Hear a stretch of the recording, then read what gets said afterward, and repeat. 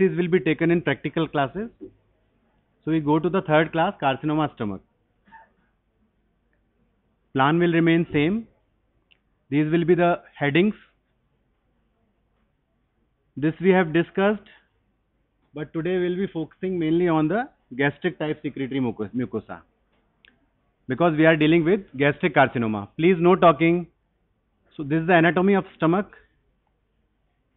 It is at the lower end of the esophagus with different parts: fundus, body, and antrum and pylorus.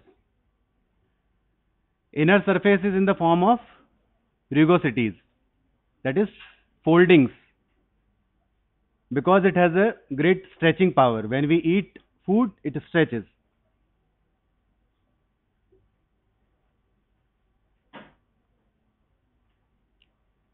And the lesser curvature and the greater curvature. This is the histomorphology.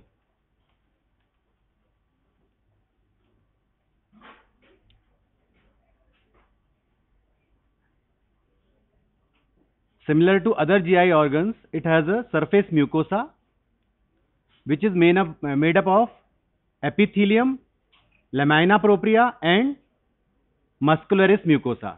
These three are the layers of mucosa. Then beneath mucosa is submucosa, where we find the Meissner's nerve plexus.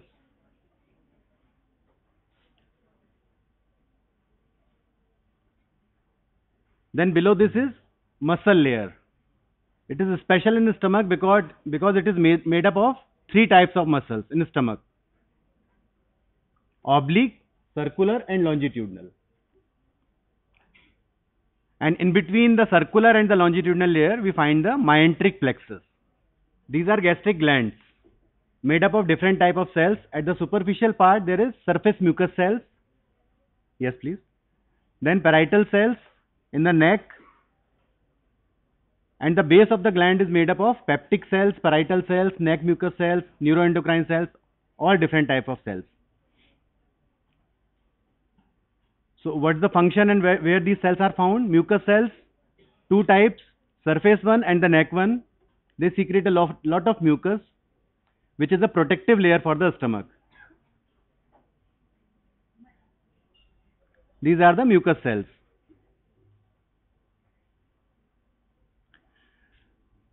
Then comes parietal or oxyntic cell. They secrete the gastric acid and intrinsic factor. And chief cell secretes the enzymes.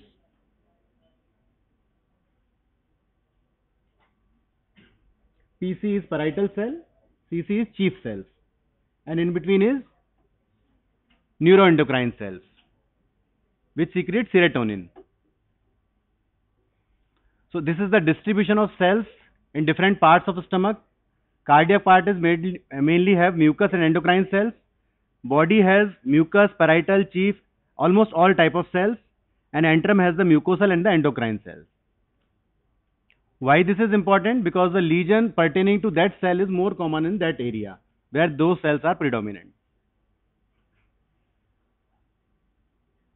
Now about the etiology of the carcinoma stomach. One is intestinal metaplasia. This is the initial stage of the malignancy. Second is H. pylori. How this causes malignancy? It is through the chronic gastritis, because this infection causes chronic gastritis, which ultimately converts into the malignancy. There is continuous murmur. What is the reason? If you are not interested in the class, you can please leave. We'll note your roll numbers, we'll give you attendance. Please leave the class. Partial gastrectomy patients are predisposed for carcinoma stomach. The mechanism is that whenever there is gastrectomy, there is loss of acid content, that is hypochlorhydria, which predisposes to the malignancy. Next is pernicious anemia. These are all etiological factors. You have to write in the etiological factors during the exam, because it will cover all the topics: etiology, pathogenesis, pathology, clinical features. Then Menetrier's disease. Other name is hypertrophic or hyperplastic gastropathy. Then gastric polyps sometimes may cause malignancy in the later life. So it is important whenever we do the endoscopy, we have to remove all the polyps and check for the histopathology.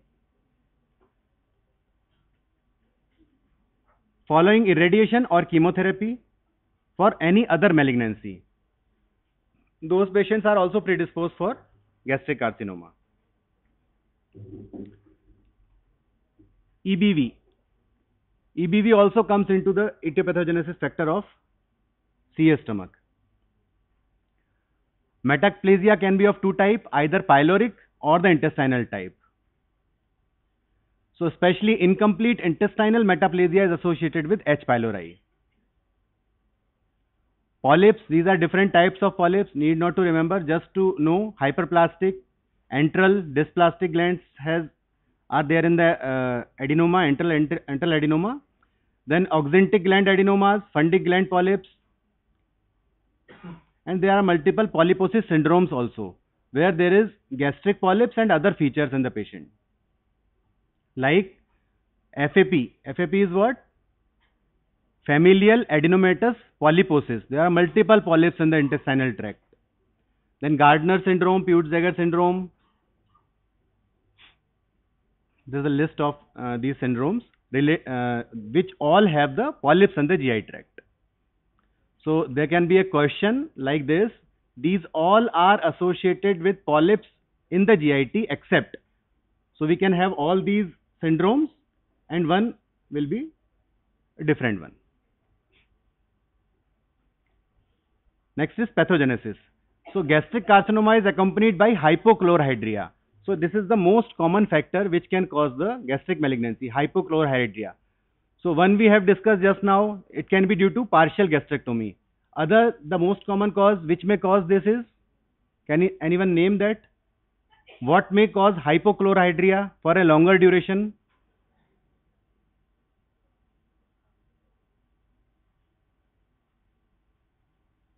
Nowadays, it's a common tendency to take the antacids for a longer duration, which cause hypochlorhydria. So that's why we need to discontinue that. If we are taking, you can take for 10-15 days or disease-wise, but you cannot take for that long time. Otherwise, hypochlorhydria is a predisposing factor for gastric malignancy.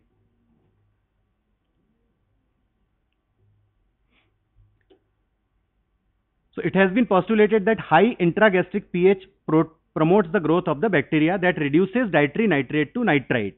That is the mechanism. And then converts dietary amines in the presence of this nitrite into carcinogenic N-nitroso compound. So the basic factor is N-nitroso compound, which is being generated by dietary amines through these nitrite.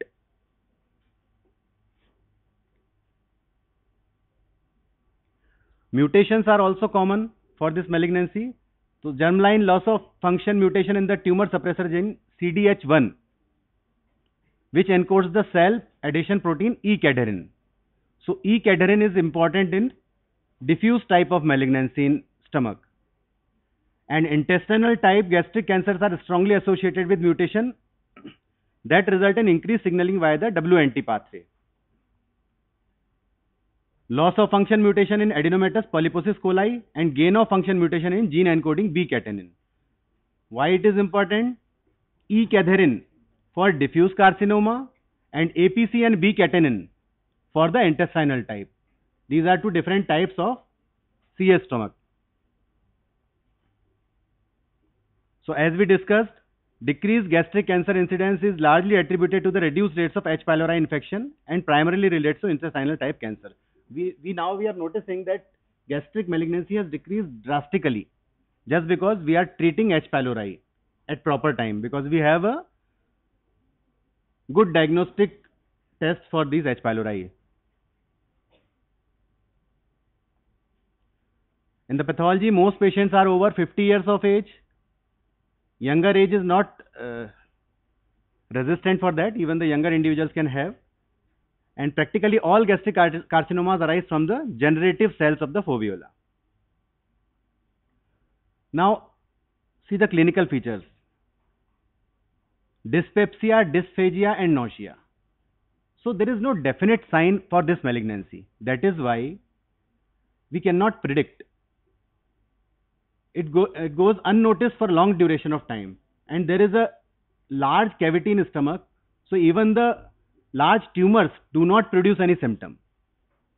So we should always suspect gastric malignancy if there is decrease in appetite. Okay, early satiety, and hematochezia. What is hematochezia? So as a result, when these tumors are often discovered at advanced stages, the symptoms are weight loss, anorexia, early satiety, anemia, and hemorrhage. Why hemorrhage? Because the tumor invades into the wall and erodes the vessel in the wall of the stomach. Microscopic features. Almost all means around 90% of the malignancies are adenocarcinoma. So we have discussed there are two major categories, intestinal type and diffuse type. But intestinal type is decreasing in incidence because of the treatment of H. pylori, and the diffuse one is increasing.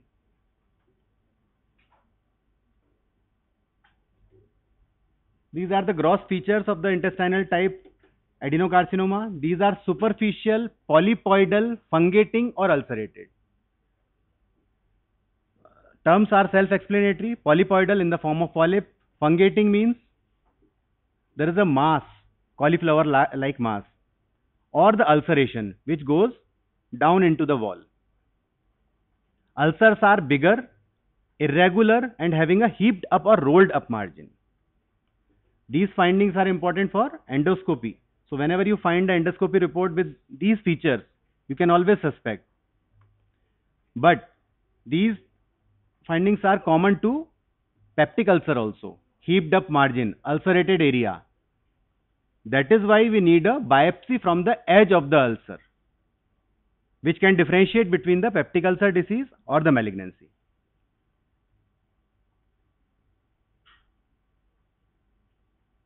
This is the histopathological feature of the malignancy. You can see the irregularly arranged glands with hyperchromatic nuclei. Can be better appreciated here. Irregular glands, varying size of glands, and you can see the cells are predominantly filled with the nucleus, which is of dark color, that is hyperchromatic nucleus.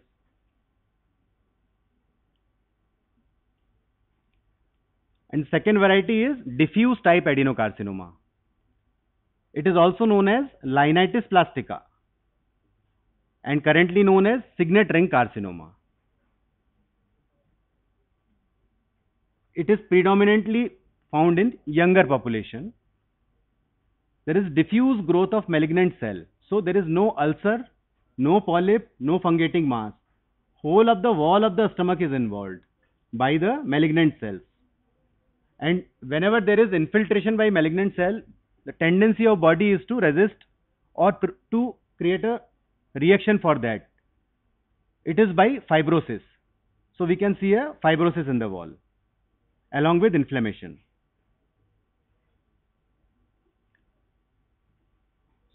You can see by the histopathological features, there is no definite gland in it. Cells are lying scattered singly in the wall. And on higher power, we can see in the center, you can see a cell. There is a pink dot, that is mucin, which is pushing the nucleus to one side and which makes the cell in the form of a ring. So that's why it's known as signet ring carcinoma. Mucus is intracytoplasmic.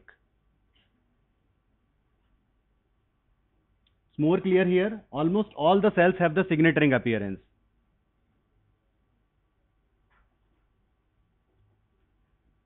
What's metastasis?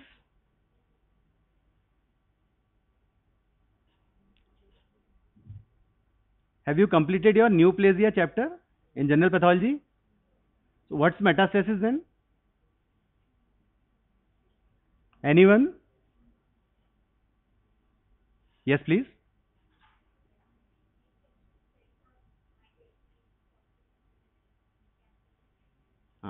The one thing which was not correct is infectious, not infectious, tumor cell. Tumor cell from its original location to some other location, found at some other location from the original. That is called metastasis. So, as I said, gastric carcinoma goes unnoticed for a long time. So, generally, they present with metastatic lesions. So, it is very common at the time of diagnosis. And sites most common involved are supraclavicular sentinel lymph node. It's known as Virchow's node. This is important. Virchow's node. So we can find a question: enlarged Virchow node with anorexia and loss of weight. So you should suspect the gastric carcinoma. Then periumbilical lymph nodes known as Sister Mary Joseph nodule. These are different names for the specific sites. Ovaries, Krukenberg's tumor. Metastatic tumor deposits in ovary is known as Krukenberg tumor. Left axillary lymph node and the pouch of Douglas. Prognosis of CA stomach depends mainly on the depth of invasion and the extent of nodal and distant metastasis. These are the most powerful prognostic indicators of gastric carcinoma. We can also find the local invasion into the duodenum, pancreas and retroperitoneum, nearby organs of the stomach. That is by the direct extension. Treatment is gastrectomy. Depending on the disease, it can be subtotal, radical or total.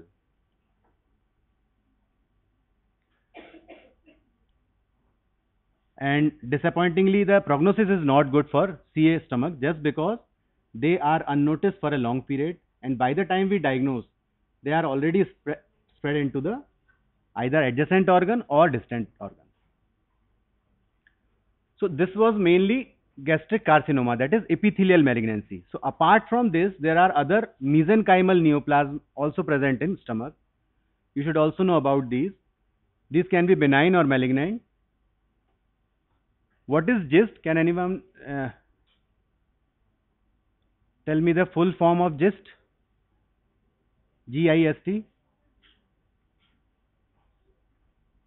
It is present in stomach, intestine and other organs also. So what is GIST?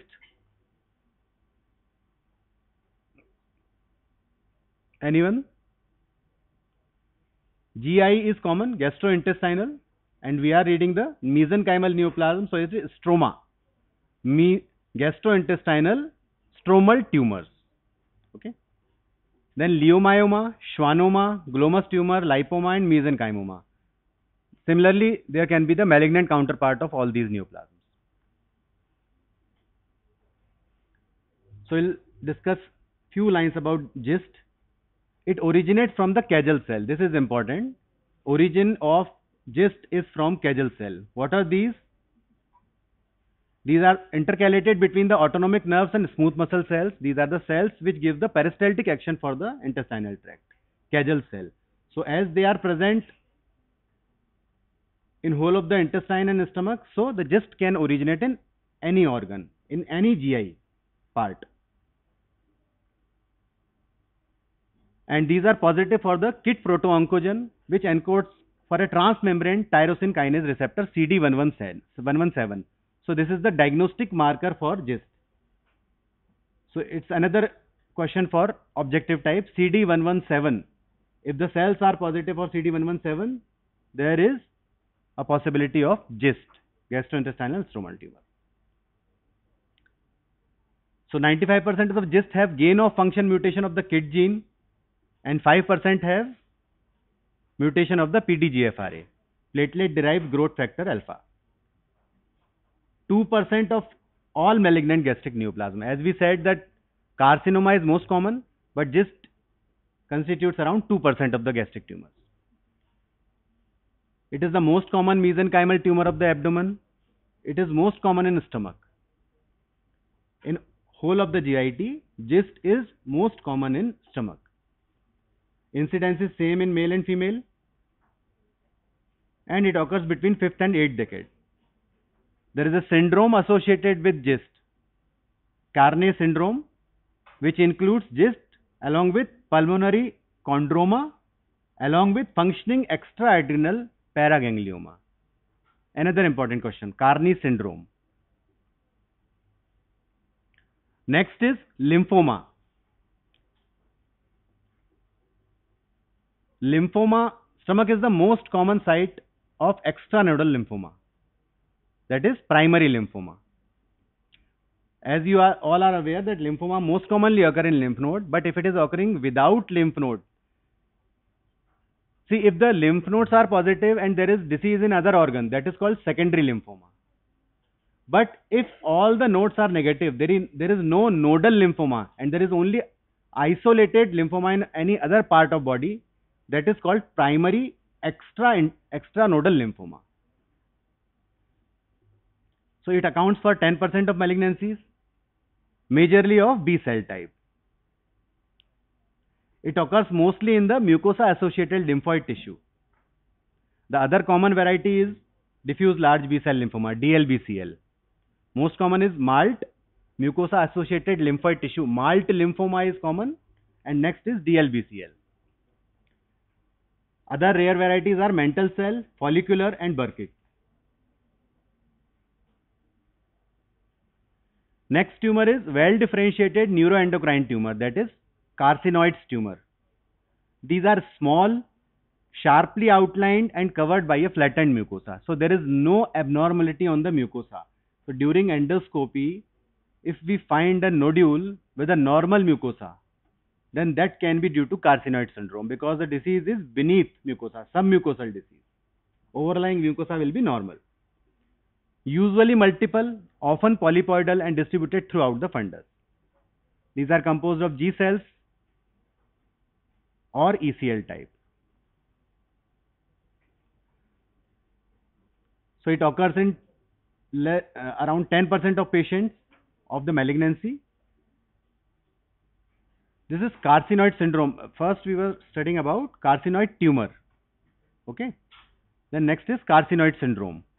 This is due to the vasoactive substances secreted by the tumor into the systemic circulation.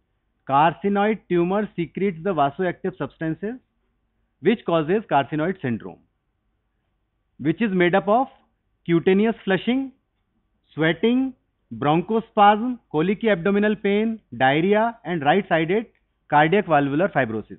These are components of carcinoid syndrome. Carcinoid syndrome, which may be present in 10% of the patients of the carcinoid tumor. In 10% of the carcinoid tumor, there can be carcinoid syndrome. So it is because these vasoactive substances which are secreted by carcinoid tumor directly go into the circulation, bypassing the portal circulation. Otherwise, in portal circulation in the liver, these gets inactivated. So this was about the gastric malignancies. Most common was carcinoma, then rest others, GIST, lymphoma, carcinoid. Okay. That's all from my side. Any questions?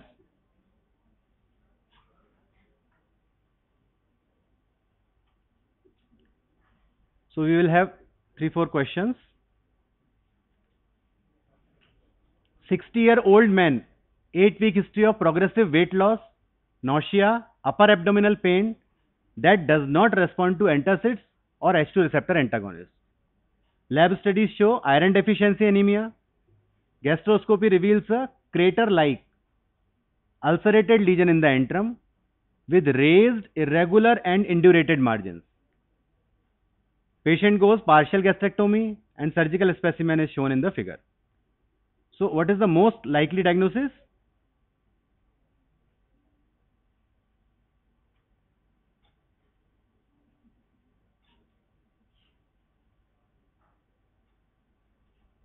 No? No diagnosis?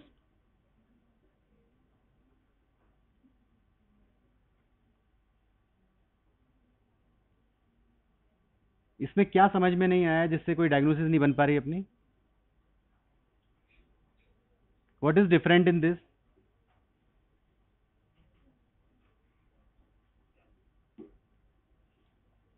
क्या इसमें क्या दिखा रहा है ये पूरा history में और फीचर्स में?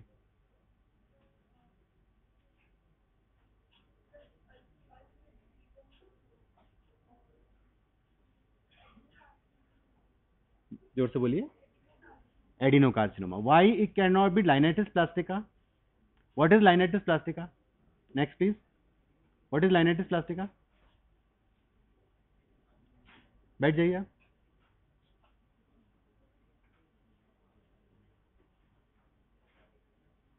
लाइनेटिस प्लास्टिका क्या है? इसमें डी जो डायग्नोसिस दी है ना, वो लाइनेटिस प्लास्टिका दी है. वो क्या है? वो क्यों नहीं हो सकता?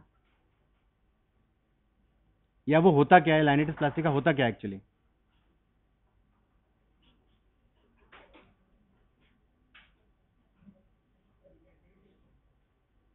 लास्ट. बैठ बैठ जाओ. लास्ट.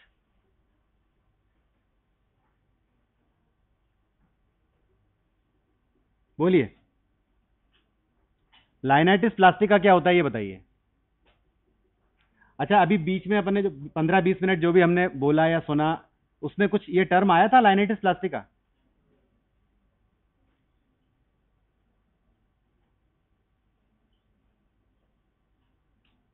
बताइए.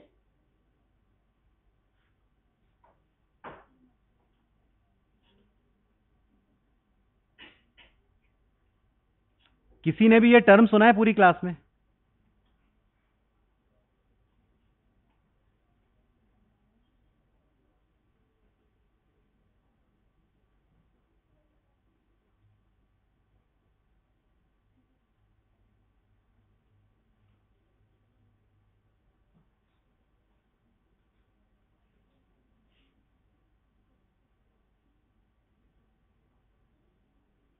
Diffuse type adenocarcinoma, thickened wall, जिसमें सेल्स पूरे वॉल में इन्फिल्ट्रेट कर रहे थे, उसको लाइनेटिस प्लास्टिका बोलते हैं.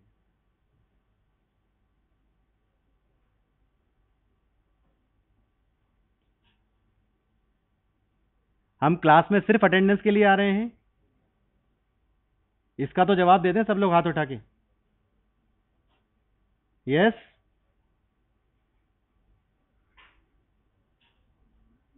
अगर थोड़ा बहुत सुन लेंगे तो नुकसान थोड़ी कर जाएगा. बैठे तो हो ही, टाइम तो वेस्ट हो ही रहा है.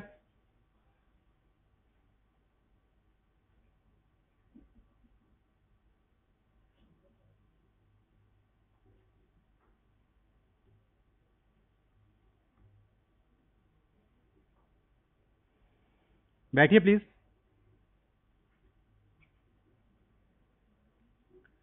Next is 58-year-old woman presents with a 2-month history of abdominal discomfort and dark stools.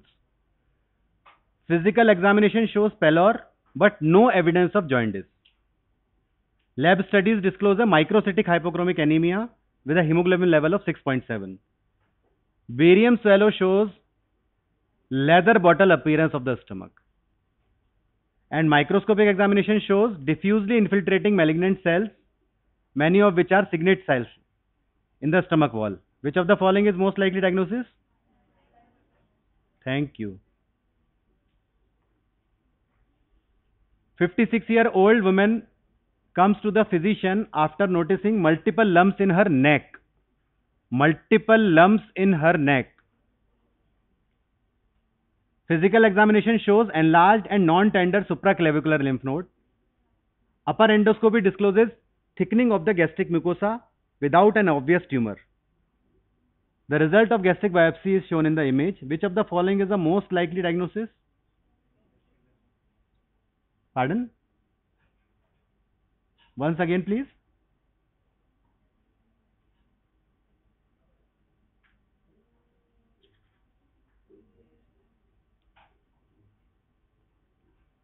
बोला था आपने अभी ना, बोलिए जोर से. Gastric lymphoma. Good. But why it cannot be Lineatis plastica then? Please बताइए क्या बोले.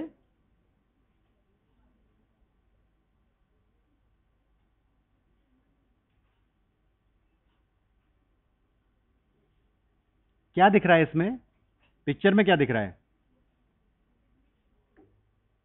2 ग्लैंड्स हैं, वो दिख रही हैं, और बाकी डिफ्यूज सेल्स दिख रही हैं. ठीक है. Are they having signet ring shape? No. That is why it is not linitis plastica. इसकी ग्लैंड्स नॉर्मल है, अदरवाइज दोनों के फीचर सेम है. उसमें लिम्फोमा में भी वॉल की थिकनिंग होगी स्टमक की, but malignant cells are not of signet ring type, that is why it is lymphoma. Mutation in E-cadherin gene or alteration of its gene expression predisposes to which type of malignancy? कौन बोला? बोलिए please, बोलिए जोर से. Right, जिसने भी बोला diffuse hereditary diffuse gastric carcinoma. Okay, intestinal type में कौन सा था? APC and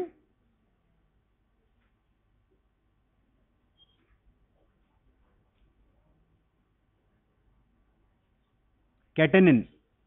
okay, next is 55-year-old male presents with abdominal pain, dysphagia and gastrointestinal bleeding and abdominal mass. Neoplastic cells are positive for CD117 and CD34 and S100. The lesion may be associated with all of the following except, okay, first of all, what could be the lesion with the above history?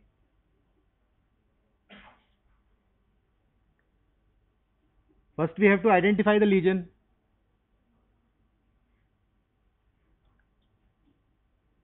In the class we stressed upon CD117, positive in, loudly please, whosoever is speaking. CD117 is indicator for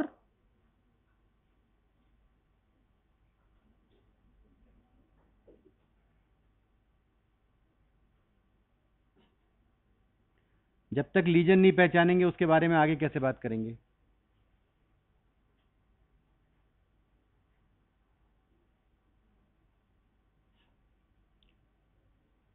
okay, चलिए इसको आप as a homework मान लीजिए और note करना है तो करिए इसको आप, और मैं आपको अपना नंबर और मेल आईडी देता हूं. प्लीज आप बताइएगा, इसको पढ़ के बताइए ये क्या है और इसका आंसर क्या आएगा.